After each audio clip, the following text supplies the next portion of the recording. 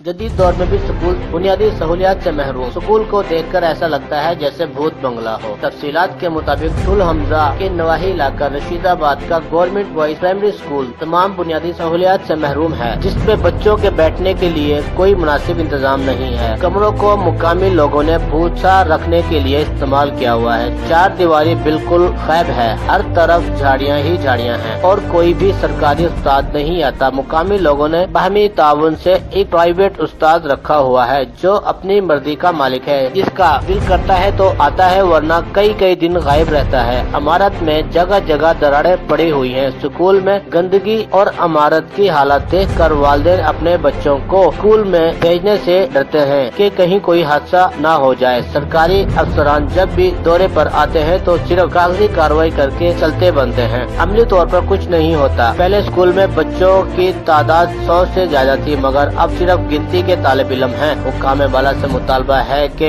नए पाकिस्तान और पढ़े लिखे पाकिस्तान के दावेदार को पायत तकमील तक पहुंचाया जाए और इस स्कूल को उस्तादों के साथ सहूलियात भी दी जाए। Cameraman team camera Mohammad Shafiq, Thal news, थाल हमजा।